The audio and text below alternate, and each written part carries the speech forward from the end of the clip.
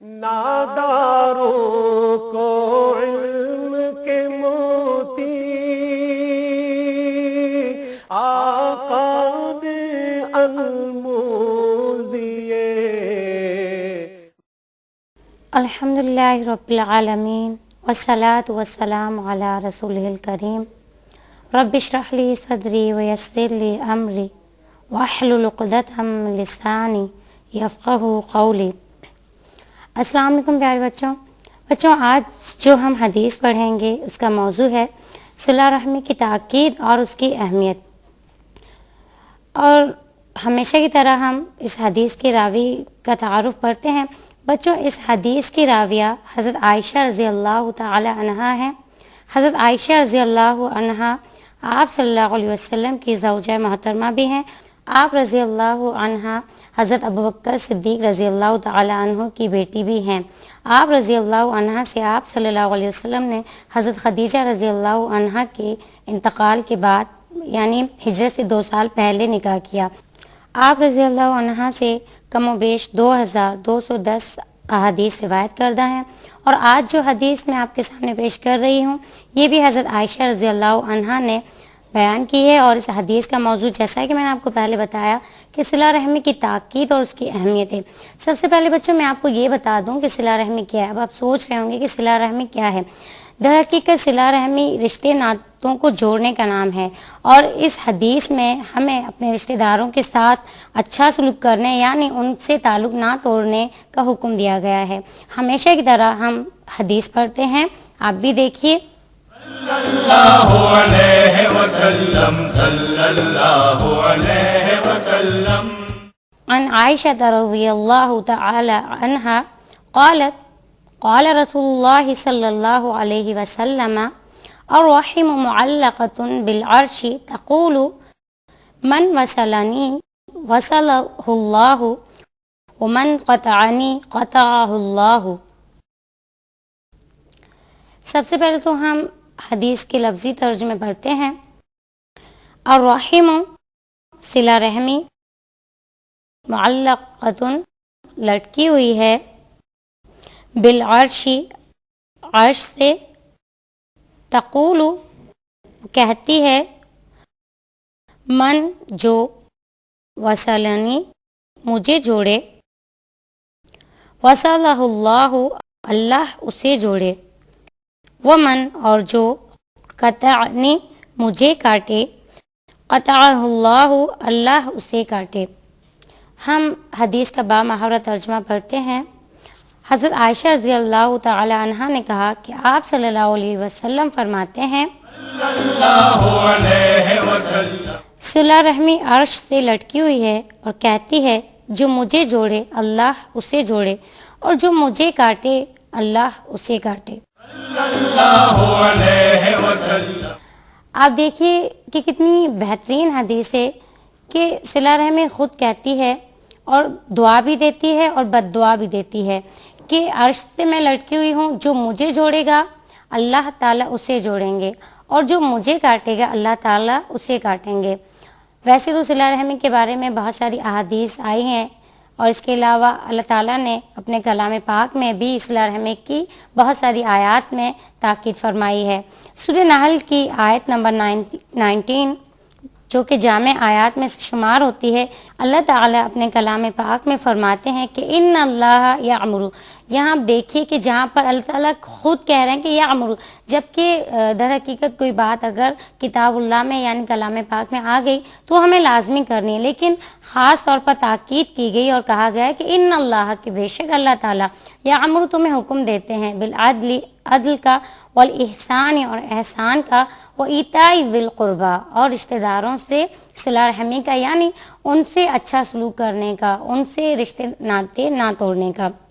اب دیکھیے ایک بات جس کے بارے میں اللہ کے کلام میں بھی اللہ تعالیٰ خود کہہ رہے ہیں کہ تمہارا رب تمہیں خود حکم دے رہا ہے کہ تم یہ کام کرو، تو اس کا مطلب کیا ہوا کہ وہ کام بہت بلند ہوگا، بہت عظیم ہوگا، جس کا حکم خود ہمیں اللہ تعالیٰ دے رہے ہیں۔ اور اس حدیث میں بھی یہی کہا گیا کہ صلہ رحمی خود کہتی ہے کہ میں عرش سے لٹکی ہوئی ہوں، جو مجھے جوڑے گا میں اس سے جوڑوں گی، اور وہ بد دعا بھی دیتی ہے کہ جو مجھے توڑے گا میں اس سے توڑوں گی۔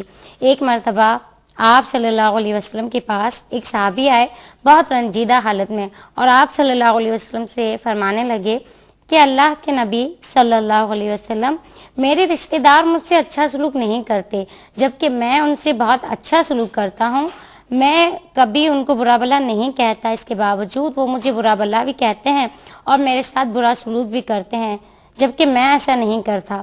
تو آپ صلی اللہ علیہ وسلم نے کیا کہا، یہ غور کرنے کی بات ہے۔ اب دیکھیے آج کے اس دور میں اگر کوئی یہ سوال ہم سے پوچھتا تو ہم اس کو مشورہ کیا دیتے؟ ہم یہی کہتے کہ اگر وہ نہیں رکھتے تو تم بھی نہ رکھو، وہ ایک سناتے ہیں تم 10 سنا دو۔ لیکن اللہ کے نبی صلی اللہ علیہ وسلم کی ذات اقدس اور ان کا بلند درجہ دیکھیے، ان کی بات دیکھیے کہ انہوں نے کیا کہا۔ آپ صلی اللہ علیہ وسلم فرماتے ہیں کہ وہ اپنے اعمال کر رہے ہیں اور تم اپنے، وہ اپنے لیے کما رہے ہیں، جو کچھ بھی وہ کر رہے ہیں اور تم اپنے لیے کماؤ گے۔ وہ تمہارے ساتھ کتنا بھی برا سلوک کر رہے ہیں، تم ان کے ساتھ برا سلوک نہ کرنا، تم ہمیشہ ویسے ہی رہنا جیسے کہ تم اب ہو۔ تم یہ نہ سوچنا کہ یہ میرے ساتھ برا سلوک کر رہے ہیں تو میں بھی کروں، تم صرف اللہ تعالیٰ کی رضا حاصل کرنے کے لیے ان سے اچھا سلوک کرو۔ اور ایک حدیث میں یہاں تک کہا کہ وہ اپنے منہوں پر دوزخ کی آگ، یا یہ کہا کہ دوزخ کی جو راکھ ہے وہ اپنے منہوں پر ڈال رہے ہیں، یا یہ کہا کہ تم ان کے منہوں پر ڈال رہے ہو۔ یعنی اگر وہ تمہارے ساتھ برا سلوک کر رہے ہیں تو اس کا مطلب یہ نہیں کہ تم بھی ان کے ساتھ برا سلوک کرو۔ ایک حدیث میں آپ صلی اللہ علیہ وسلم نے یہ کہا کہ صلہ رحمی کا مطلب یہ نہیں ہے کہ آپ کسی کے ساتھ اگر صلہ رحمی کر رہے ہو اور وہ آپ کے ساتھ صلہ رحمی نہیں کر رہا تو آپ یہ کرو کہ اس کے ساتھ آپ اس طرح پیش نہ ہو جیسے آپ اس کے ساتھ پہلے پیش آتے تھے۔ آپ صلی اللہ علیہ وسلم نے کہا کہ چاہے آپ کے رشتہ داروں کا سلوک آپ سے برا ہی کیوں نہ ہو، آپ ان کے ساتھ اچھا سلوک کریں، اور اسی بات کا نام صلہ رحمی ہے، یعنی آپ اپنے رشتے اور ناتوں کو جوڑے رکھیں۔ دیکھیے اس شخص کو بھی آپ صلی اللہ علیہ وسلم نے کیا کہا، تم اپنا رویہ ویسا ہی رکھو، تم ان کے ساتھ برا سلوک نہ کرو۔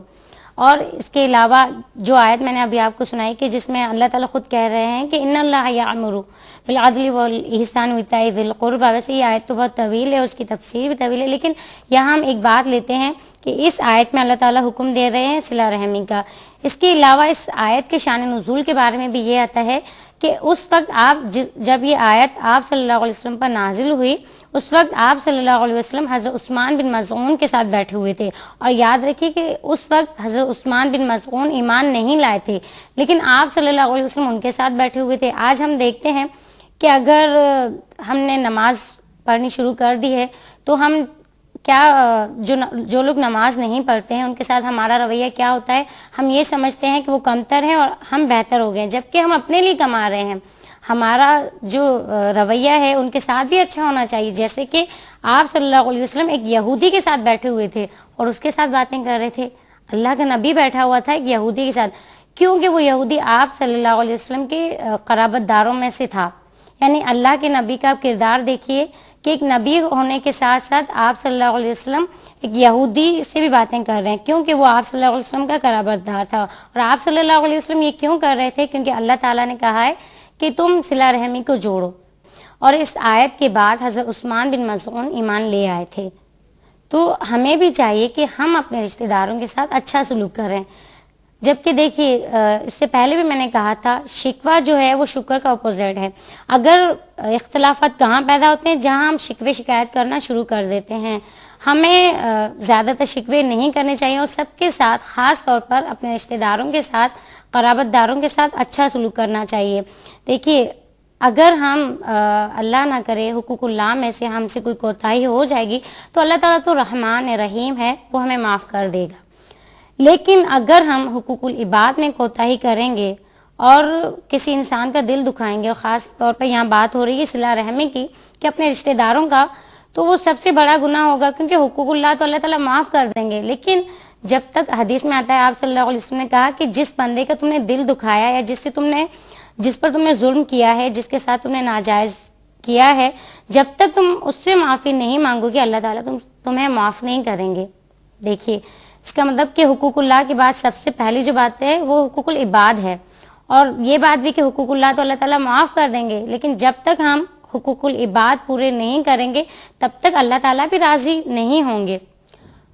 جیسے کہ ایک حدیث میں نے آپ کو سنائی کہ ایک شخص آپ صلی اللہ علیہ وسلم سے کہہ رہا تھا کہ میرے رشتہ دار مجھ سے اچھا سلوک نہیں کرتے، لیکن اس کو بھی آپ صلی اللہ علیہ وسلم نے کیا کہا کہ آپ کے ساتھ وہ اچھا سلوک نہیں کرتے تب بھی آپ ان کے ساتھ اچھا سلوک کریں. جس طرح سے ہمارے پاس اور بہت ساری باتوں کے لیے ٹائم ہے، اسی طرح سے ہمیں اپنے رشتہ داروں کے لیے بھی ٹائم نکالنا چاہیے. اور آپ صلی اللہ علیہ وسلم نے بھی یہاں تک کہا ہے کہ اپنے رشتہ داروں سے میل ملاقات بڑھاؤ تاکہ صلہ رحمی قائم رہے. اور ایک حدیث میں تو آپ صلی اللہ علیہ وسلم نے یہاں تک کہہ دیا کہ لا يدخل الجنت قاطعون، یعنی جنت میں قطع رحمی کرنے والا نہیں جائے گا. قطع رحمی کرنے والا یعنی جو رشتے ناطے توڑتا ہے وہ جنت میں نہیں جائے گا. دیکھیے کتنی بڑی وعید ہے کہ وہ شخص جنت میں نہیں جائے گا، چاہے وہ نماز بھی پڑھتا ہو یا چاہے اور وہ کتنے نیک اعمال کرتا ہو. لیکن اگر وہ حقوق العباد اور سب سے پہلے تو صلہ رحمی کی جو تاکید کی گئی ہے ان حقوق کو ادا نہیں کرے گا تو وہ جنت میں نہیں جائے گا. اور ایک حدیث میں تو آپ صلی اللہ علیہ وسلم نے یہاں تک کہہ دیا کہ قطع رحمی ایک ایسا گناہ ہے کہ جس کی سزا تمہیں دنیا میں ہی مل جائے گی. باقی ایسے اعمال ہیں کہ جن کی سزا یا تو دنیا میں ملے گی یا آخرت میں ملے گی، لیکن قطع رحمی ایک ایسا عمل ہے کہ جس کی سزا لازمی طور پر دنیا میں مل جائے گی ہمیں. اس لیے ہمیں اس سے بچنا چاہیے. اگر ہم اپنے ارد نظر دورائیں یا کبھی ہم نے اس طرح کیا ہوگا تو ہم دیکھیں گے کہ پھر ہمارے ساتھ بھی ایسا ہوگا. اور اگر آپ یہ سوچ رہے ہوگے کہ ہم نے ایسا کبھی نہیں کیا تو پھر وہ اللہ تعالیٰ کی آزمائش ہوگی، اور ہم اس حدیث پر عمل کر کے آپ صلی اللہ علیہ وسلم کی بات پر عمل کر کے اللہ تعالیٰ کے مقرب بندوں میں سے بھی شمار ہو جائیں گے. اس مبارک حدیث میں بھی آپ صلی اللہ علیہ وسلم نے صلہ رحمی کی تاکید فرمائی ہے. اور صلہ رحمی سے مراد کیا ہے کہ رشتے داروں سے جو ہمارے رشتے ناتے ہیں، تعلقات ہیں، ان کو برابر یا استوار رکھنا، یعنی ان تعلقات کو خراب نہ کرنا. کیونکہ صلہ رحمی کا تعلق جو ہے حقوق العباد سے ہے، اور حقوق اللہ تو معاف ہو جائیں گے اگر اللہ نہ کرے ان میں کوتاہی ہوگی تو، لیکن حقوق العباد جو ہے وہ اسلام کی اولین تعلیم ہے اور اس کو ادا کرنا لازمی ہے. اور جیسا کہ ہمیں پتہ ہے کہ اسلامی شریعت انہی امور کے ارد گرد گھومتی ہے، چنانچہ اس مبارک حدیث میں آپ صلی اللہ علیہ وسلم نے یہی بات کی کہ صلہ رحمی جو وہ عرش سے لٹکی ہوئی ہے، اور وہ کہتی ہے، وہ دعا بھی دیتی ہے کہ جو مجھے جوڑے اللہ تعالیٰ اس سے جوڑے، یعنی اللہ تعالیٰ اس کے تمام کام آسان کرے، اور جو مجھے توڑے اللہ تعالیٰ اس کے لیے مشکلات پیدا کر دے. یہ بات اس لیے کہی گئی کہ تاکہ ہم صلہ رحمی قائم رکھیں، اپنے رشتہ داروں سے، قرابت داروں سے تعلقات بہترین رکھیں، اچھے رکھیں. تو ہمیں بھی چاہیے کہ ہم اپنے رشتہ داروں سے اچھا سلوک کریں. اگر ہمارے اندر یہ کوتاہی ہے تو ہم آپ صلی اللہ علیہ وسلم کی یہ حدیث کو پڑھنے اور اس کو سننے کے بعد ہم اس حدیث پر عمل کریں اور اللہ تعالیٰ کے مقرب بندوں میں شمار ہو جائیں. اب ہمیشہ کی طرح ہم اس حدیث کا راہ عمل پڑھتے ہیں، یعنی اس حدیث سے ہمارے لیے راہ عمل کیا نکلا ہے، ہمیں کیا کرنا چاہیے. سب سے پہلے تو راہ عمل یہ ہے، صلہ رحمی اللہ کے عرش سے معلق ہے جس سے اس کی عظمت کا اظہار ہو رہا ہے. نمبر 2، صلہ رحمی کے بلند مقام و مرتبت کو جانتے ہوئے اس کو اختیار کرنا چاہیے. نمبر 3، جو صلہ رحمی اختیار کرے گا اللہ تعالیٰ اسے اپنے بے شمار فضل و کرم سے نوازیں گے. نمبر 4، جو صلہ رحمی نہیں کرے گا اس کے لیے بہت بڑی بد نصیبی ہے. اللہ تعالیٰ سے دعا ہے کہ اللہ تعالیٰ ہمیں آپ صلی اللہ علیہ وسلم کی اس مبارک حدیث پر عمل کرنے کی توفیق عطا فرمائے. اس کے ساتھ ہی اپنی میزبان نسرین احمد کو اجازت دیجیے. اللہ حافظ. اس پروگرام کی سی ڈیز اور ڈی وی ڈیز کے لیے درج ذیل پتے پر اپنے آرڈرز بذریعہ خط یا ای میل بک کرائیں. Incharge QTV D120 site Karachi Pakistan. Email address qcampus@arydigital.tv. ناداروں کو علم کے موتی آقا نے انمول دیے.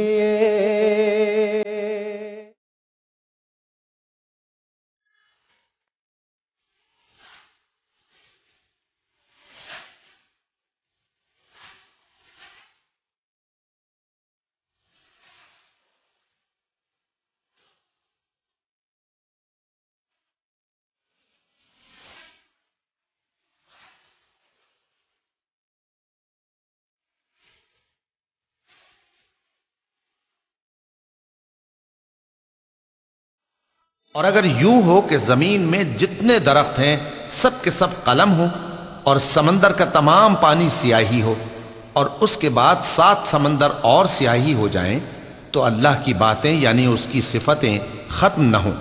بے شک اللہ غالب ہے، حکمت والا ہے۔